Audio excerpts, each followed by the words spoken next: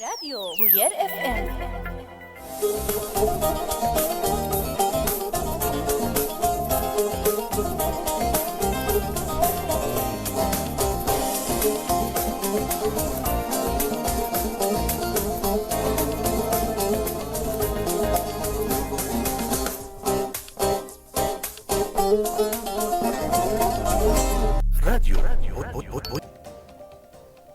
ومرحبا بكم أعزائنا ومشاهدينا الكرام في حلقة جديدة من برنامج طبيبك بجشكتا الذي يبث أسبوعيا عبر أثير إذاعة بوير اف ام على الموجة الإذاعية 103.5 يوم الثلاثاء الساعة 6:30 مساء.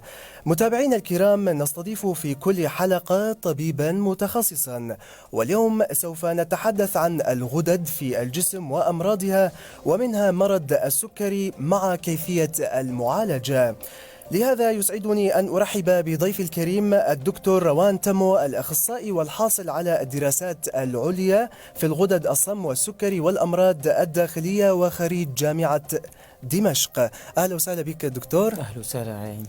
شكرا لحضورك معنا اليوم. أهلا وسهلا. أعزائنا المشاهدين والمستمعين، بإمكانكم الانضمام إلينا عبر الهاتف الأرضي 429 101 وعبر رسائل الواتس على الرقم 0938 280 814، وأيضا عبر البث المباشر على صفحتنا الرسمية في الفيسبوك بوير بريس/عربي. بداية دكتور، ما هي الغدد الصماء؟ وما هي الهرمونات التي تفرزها؟ وما هي وظائف الغدد في الجسم؟ طبعا أهلا وسهلا فيكم، مساء الخير للجميع. طبعا الغدد الصم هي مجموعة من الغدد الموجودة داخل الجسم. كل غدة بتقوم بإفراز هرمون. هذا الهرمون بيكون له تأثير، إما تأثير موضعي بنفس مكان الإفراز، أو تأثير بعيد المدى بمكان آخر من الجسم. طبعا كل هرمون بيكون له تأثير معين وشكل معين، بحيث يسيطروا على وظائف الجسم بشكل كامل. طبعا عندي مجموعة من الغدد ومجموعة من الهرمونات بيتم إفرازها. طبعا في عندك الغدة النخامية الموجودة بالدماغ، في عندك الغدة الدرقية، في عندك الغدة الكظرية الموجودة فوق الكلية، في عندك الغدد التناسلية سواء كانت الخصية أو المبيضين. دكتور، رح نركز حاليا على الغدة الدرقية. ما هي الغدة الدرقية بالضبط؟ يعني وما هو الدور الذي يلعبه اليود على الغدة الدرقية؟ طبعا الغدة الدرقية هي من أكبر الغدد الصماء الموجودة بالجسم. طبعا هي موجودة بالعنق، موجودة أمام الرغامة. طبعا بتكون مؤلفة من قسمين، الفص الدرقي الأيمن والجزء أو الفص الدرقي الأيسر. بيكون بيفرز بشكل أساسي التيروكسين. طبعا هو بيفرز التي 4 والتي 3. بيتحولوا داخل الجسم إلى الشكل الفعال اللي هو الفريتي 4.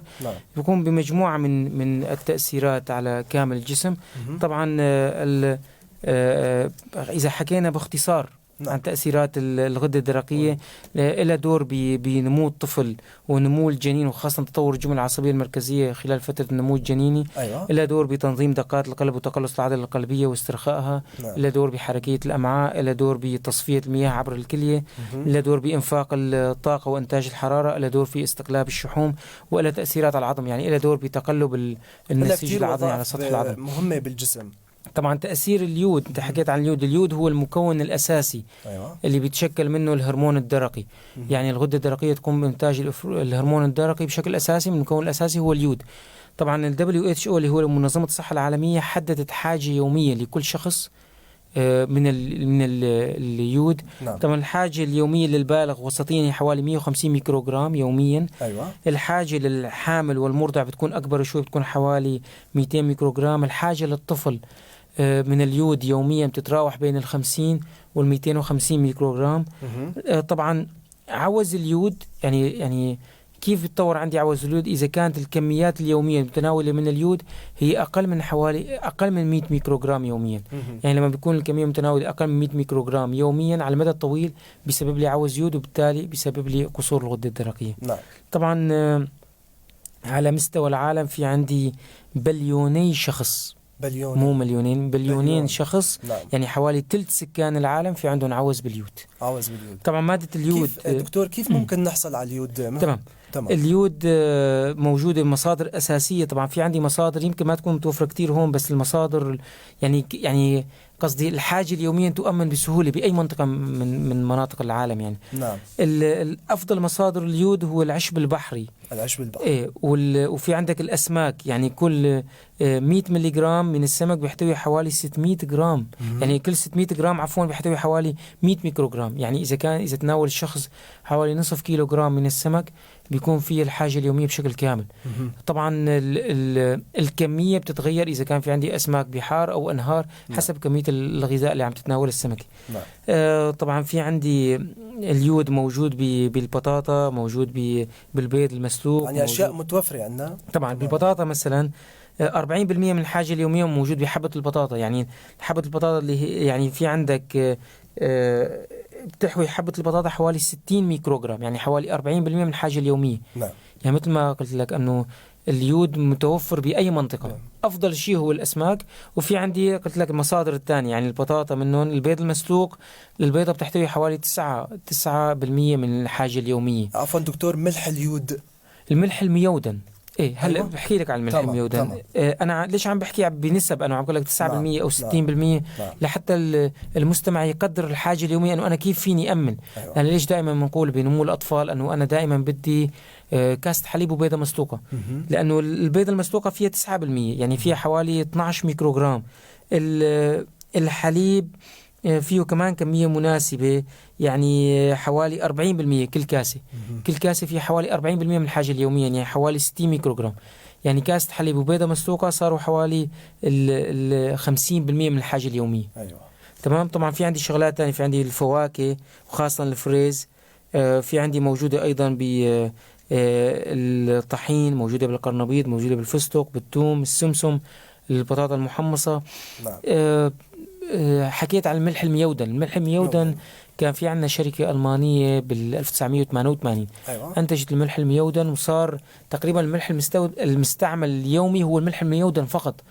ولكن العمل الشركة توقف بحوالي 1994. السبب أنا ما بذكر السبب، يعني أنا قرأت بالمصادر. يعني الملح الميودن متوفر، يعني إذا نحن دورنا عليه متوفر، بس طبعا ما بيفيد للشخص اللي بيكون مصاب بقصور الغدة الدرقية.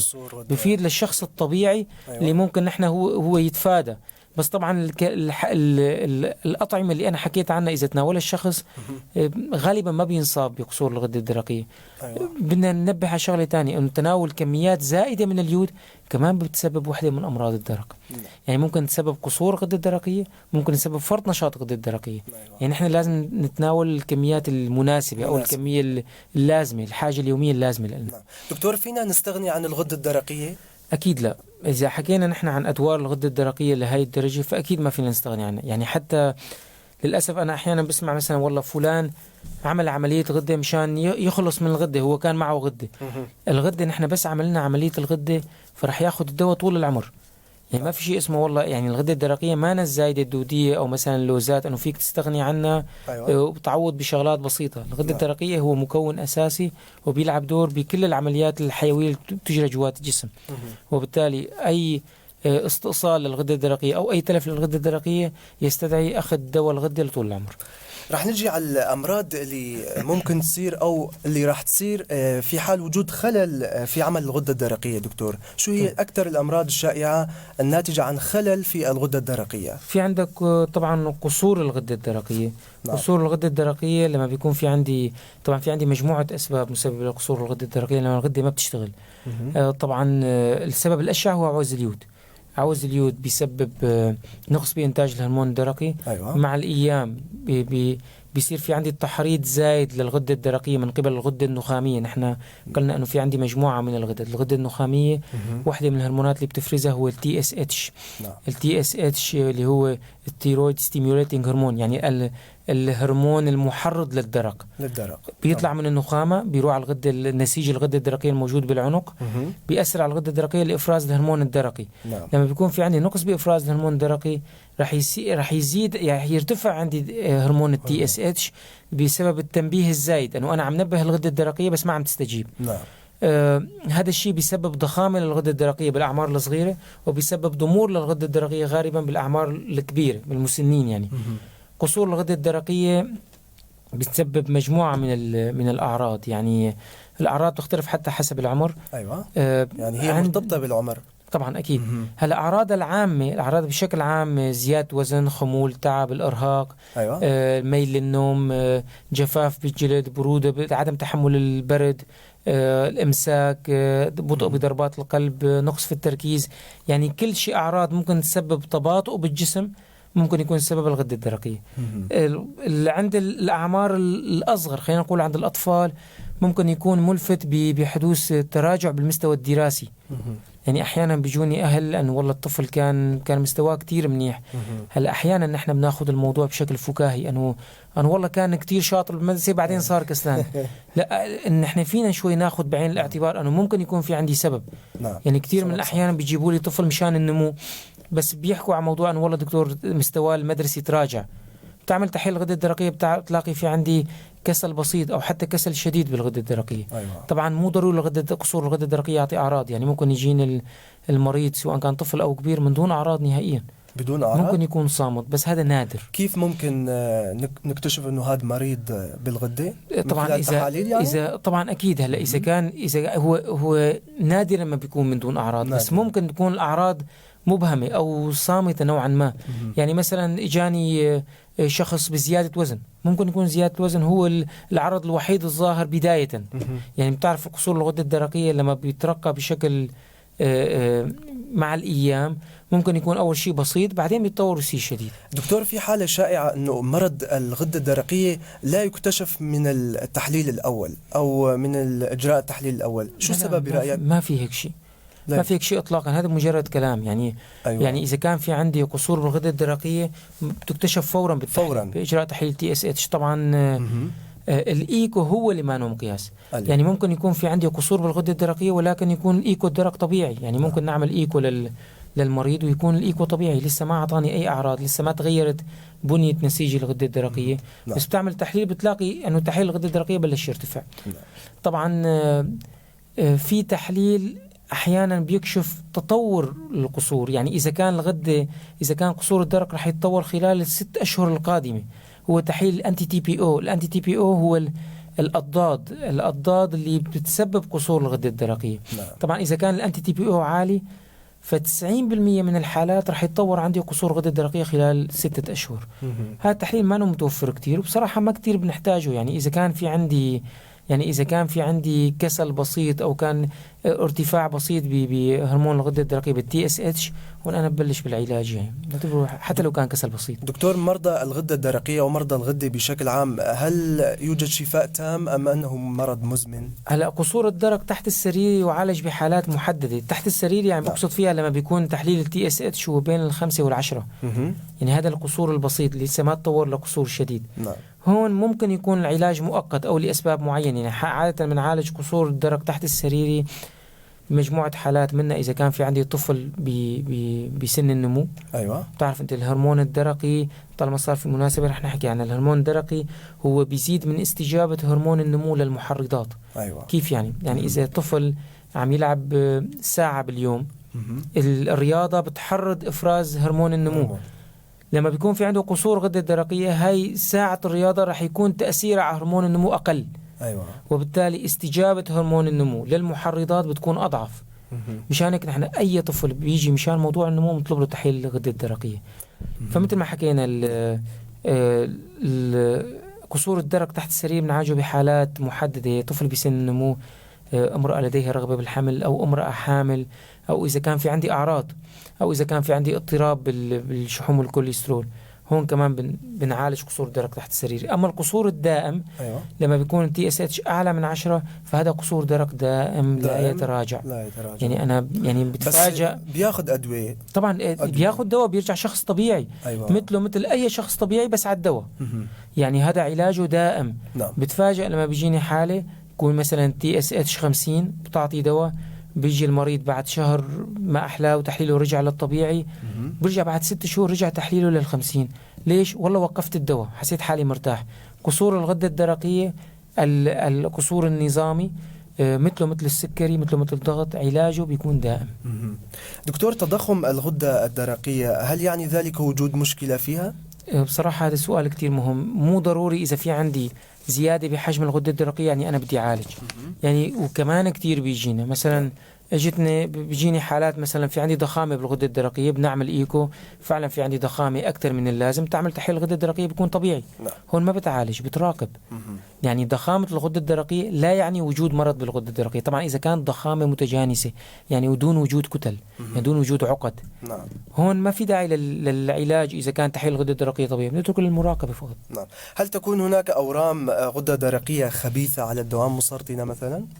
على الدوام أكيد لا. نسبة السرطانات بالغدة الدرقية لا تتجاوز 5%. أيوة. يعني حتى بيكون أقل من 5%.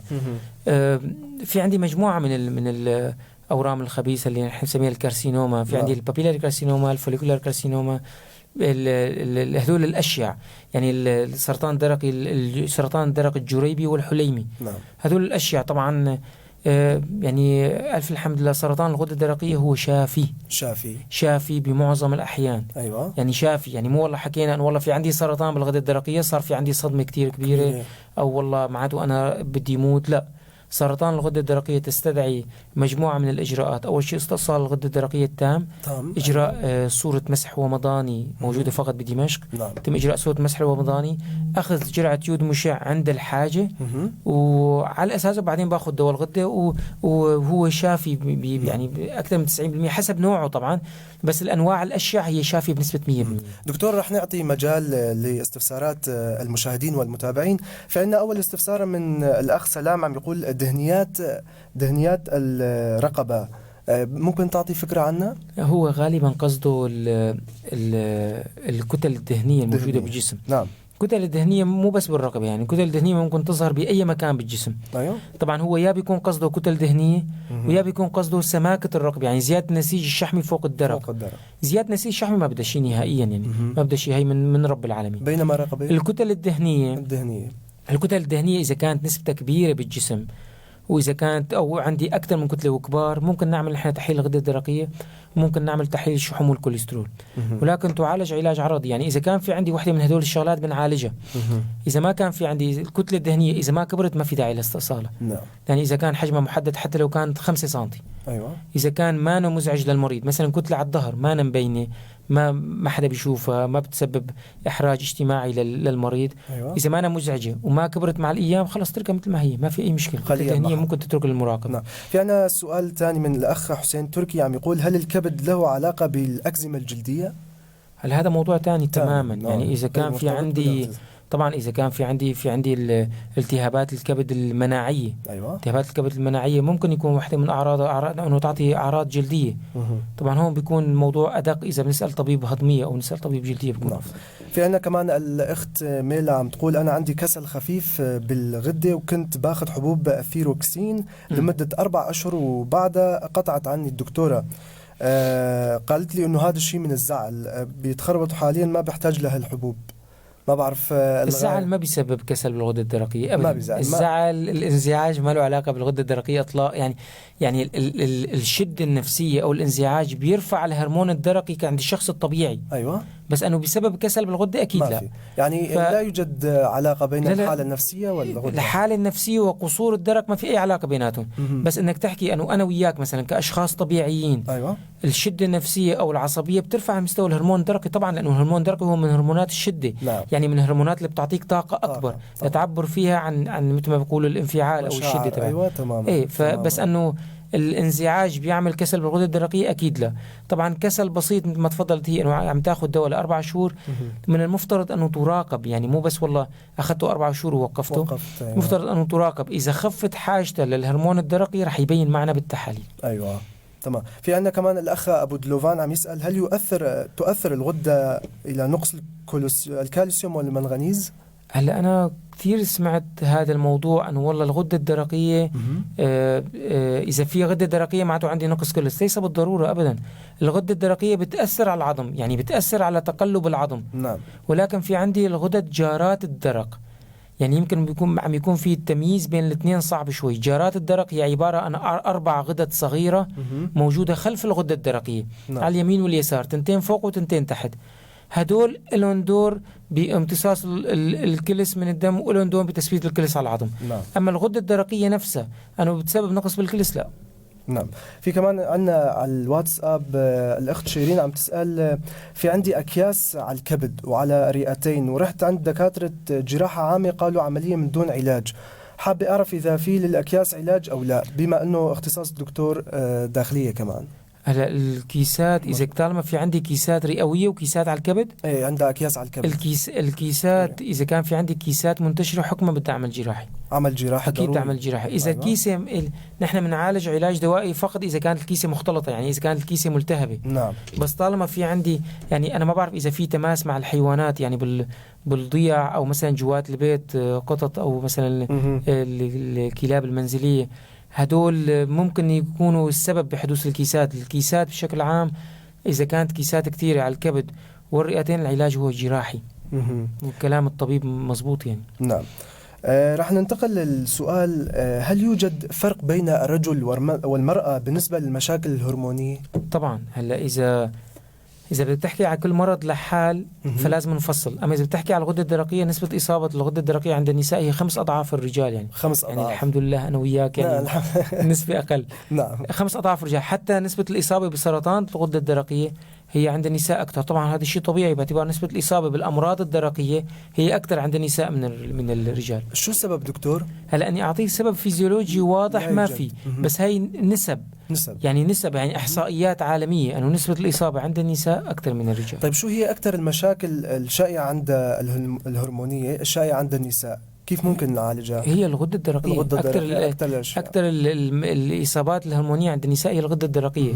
طبعا إذا بدنا نحكي مثلا على اضطرابات الدورة والكيسات اللي على المبيض اللي هي البوليسيستيك اوفاريان سيندروم أو متلازمة مبيض متعدد الكيسات، فصار موضوع أشيع من الغدة الدرقية. أكيد. نعم. بس نحن خلينا نحكي مثل ما بيقولوا بضمن المجال الإفراز الهرموني. ضمن الإفراز الهرموني طبعا الأكثر الإصابات اللي بتصيب النساء هي قصور الغدة الدرقية. قصور الغدة الدرقية. دكتور، أكثر الأورام اللي بتصيب النساء الأورام النخامية هي الورم مفرز للبرولاكتين. كمان أكثر الإصابات هي عند النساء. نعم. دكتور، رح نجي هلأ لنحكي عن أكثر مرض شائع عندنا هون بالمنطقة واللي هو مرض السكري. يا ترى شو هو أنواع وأسباب هذا المرض؟ طبعا داء السكري هو داء منتشر جدا، يعني نسبة الإصابة خلال 10 سنوات القادمة عم تتطور بسوريا بنسبة تقريبا 10%. طبعا نسبة الإصابة عالميا رح توصل بعام 2030 لحوالي 366 مليون إنسان. نعم.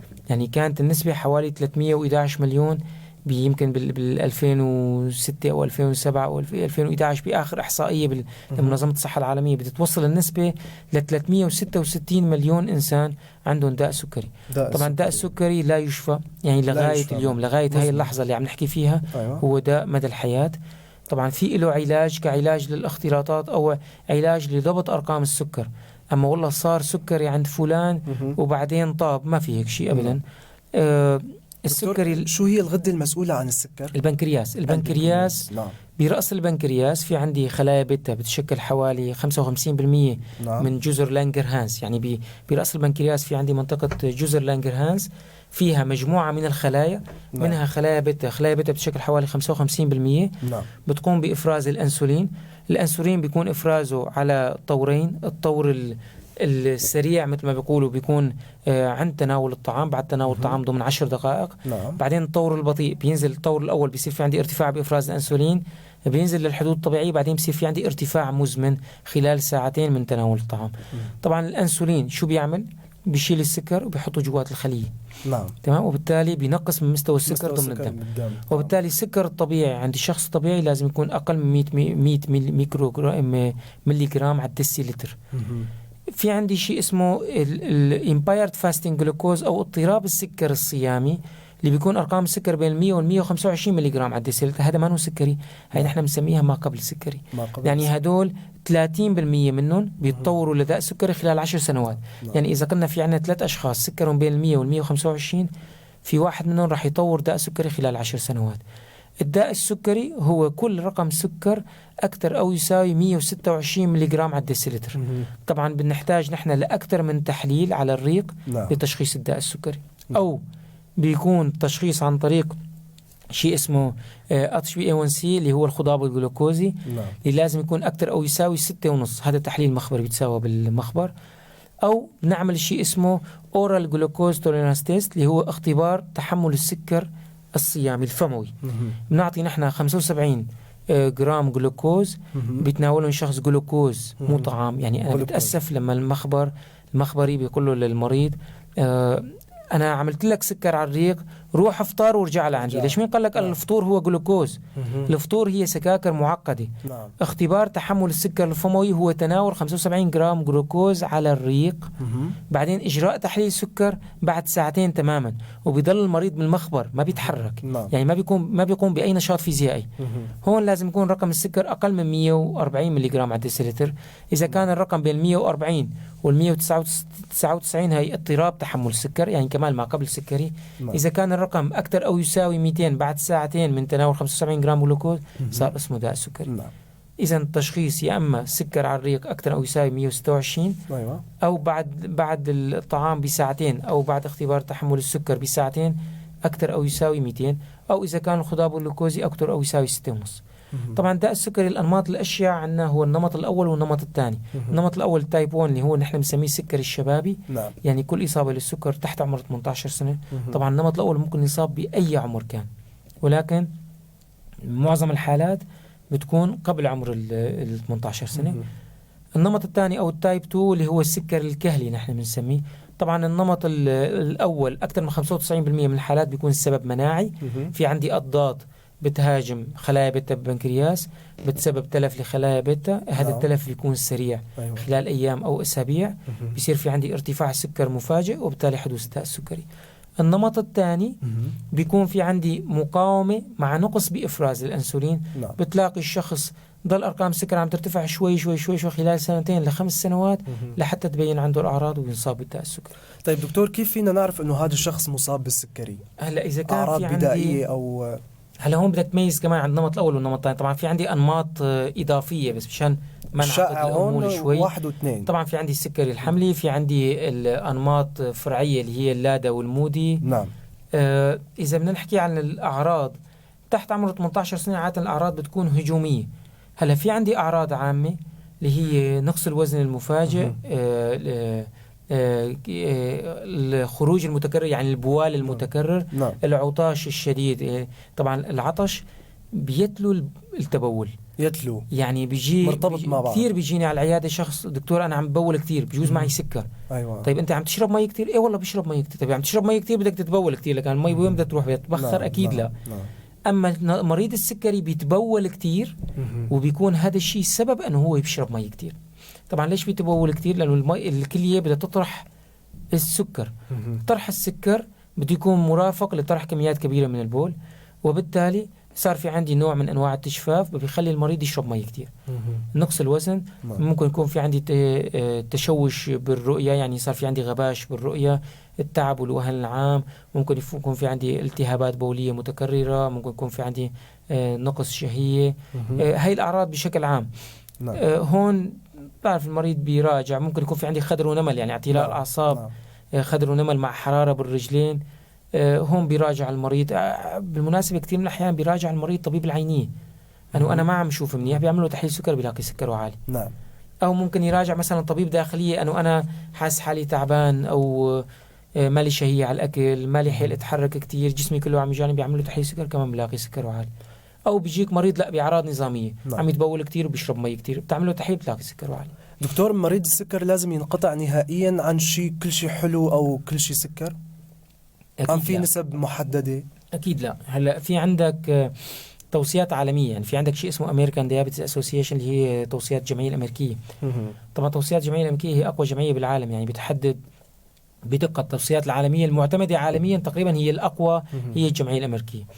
بتحدد انه 55% من الحميه اليوميه للمريض السكري بتكون نشويات، يعني كربوهيدرات، يعني رز وبرغل وفريكه ومعكرونه وبطاطا وخبز. 55%، مو مثل ما بيحكي المريض انه والله انا ما باكل خبز وما باكل رز بس باكل برغل، نفس الشيء. نعم. صح نسبه السكر بتكون بالرز اكثر، بس عمليا نفس الشيء.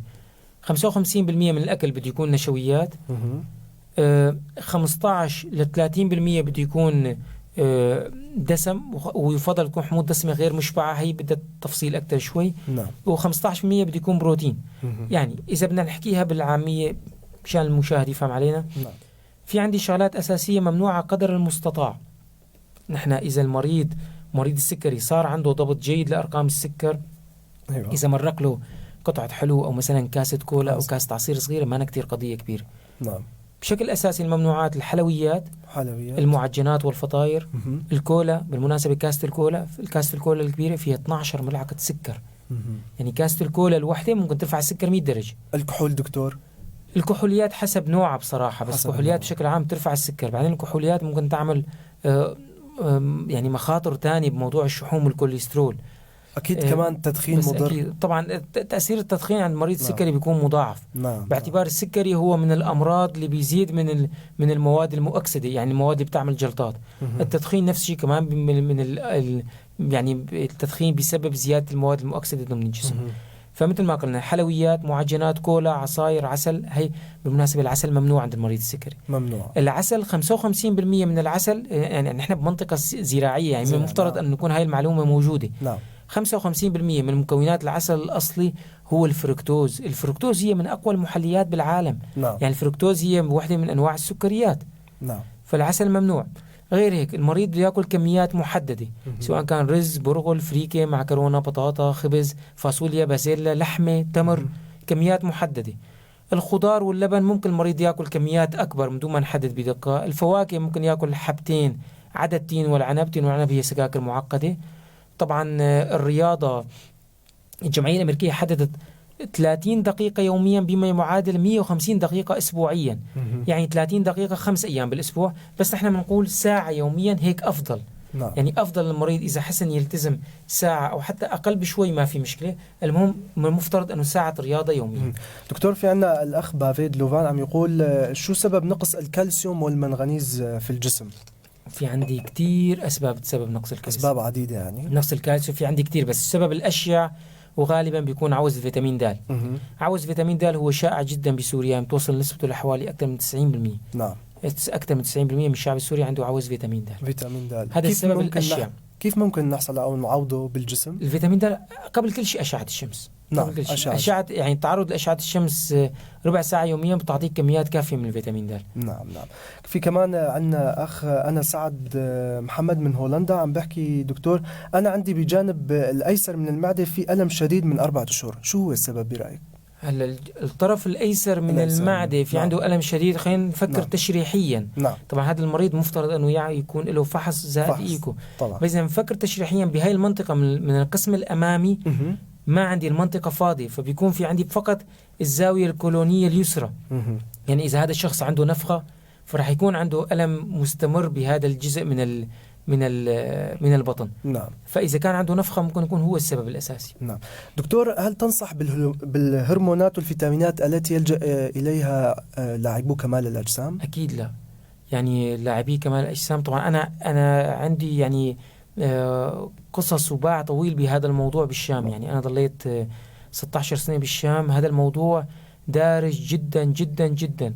إبر الجونادون، إبر الديكاديورابولين، إبر الأنسولين. نعم. أنا يعني شهدت وفاة لاعب نادي رياضي بوفاته بالأنسولين السريع. طبعا الأنسولين هو هرمون باني بيبني الجسم، بس بنفس الوقت بيعمل نوع بنقص السكر، ممكن تكون مميتة. نعم.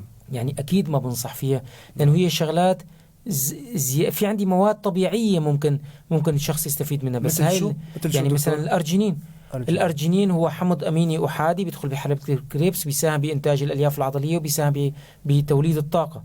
الأرجينين البرنامج الغذائي يساعد في بناء طبعا الجسم. أكيد، أنا كتير كاتب للرياضيين برامج غذائية وطبعا كتير بتفيد. يعني من دون ما ألجأ أنا الهرمون الذكري، نعم. أو أرجع لحبوب الكورتيزون، أو أرجع لإبر الأنسولين، نعم. أو إبر هرمون النمو.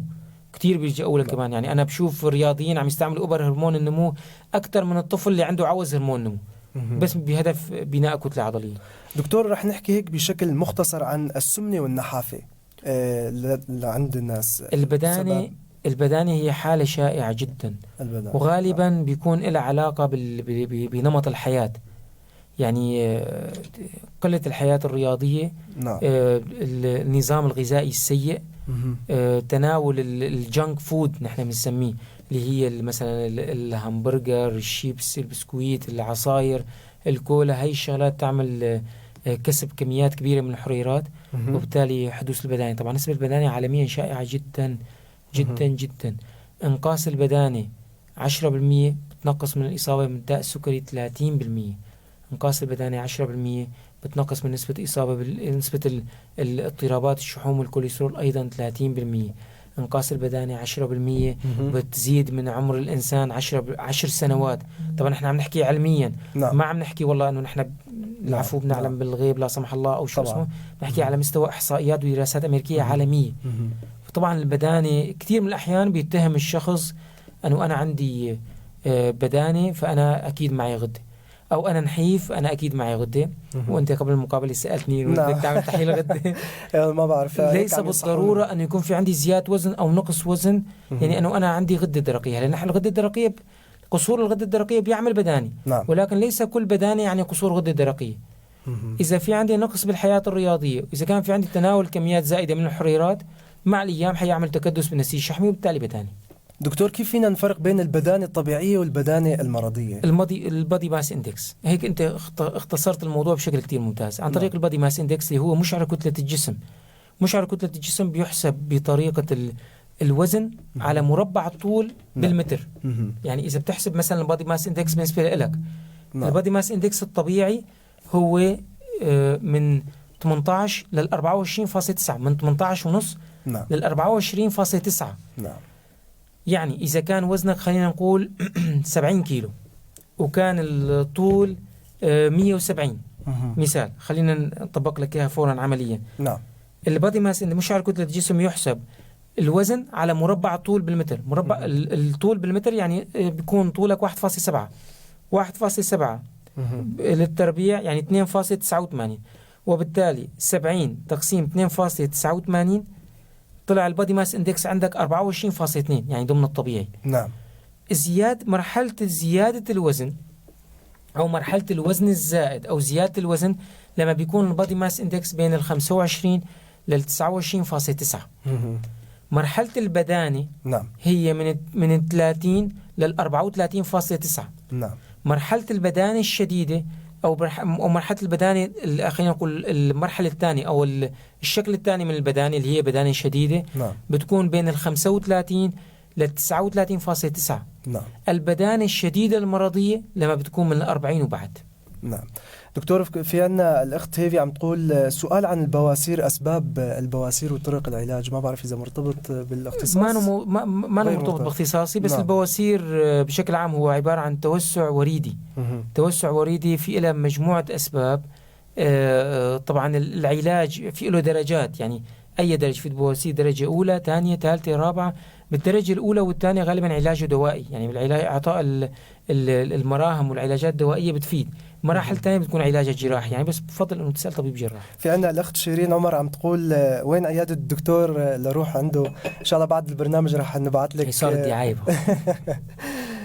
الله يعطيك ألف عافية على المعلومات القيمة دكتور. فينا نحكي عن قصر النمو لدى الأطفال شوي، لأنه في أطفال عم يستعملوا إبر نمو فقدام شورت ستيشر. نعم. قصر القامة في إلي مجموعة من الأسباب، وباختصار آخر الأسباب هو عوز هرمون النمو. نعم. يعني أقل الأسباب شيوعا هو عوز هرمون النمو. نعم. هلا في عندي لحتى تحدد شو هو قصر القامة. عملية النمو طبعا هي عملية معقدة، بتعتمد على الخصائص الموراثية من جهة، وعلى سلامة عملية النمو.